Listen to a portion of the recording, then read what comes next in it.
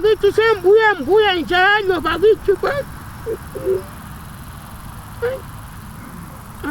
bakithi into ezenzakala emhlabeni lo. Hawu mama Sibe. Ngikhuluma kunje bakithi bathu nasi into engikhathazayo baba. Kulesigqoko lesi esingenileyo sesihluphile emachechi. Kulesigqoko leso kuthiwa yi-cleavage baba. Isichitha amabandla. Abafundisi kasisabezwa kuhle. Sokubonakala ama-cleavage emabandleni. Abantu kabasazihloniphi. Sesingenile la kuma-praise and worshipers. Bahlabela nje kakusela moya bazokwenza ama-advert emabandleni.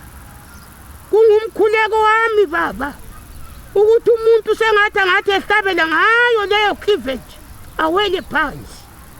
Okwakusenzakala kudala emandulo sakhula thina. Ibandla belihlonitshwa baba. Simakade zwela baba. I-cleavage sisichithele amabandla. I-cleavage sisiwisela abafundisi. Abasela ndaba. Abantwana balezi nsuku. Hayi.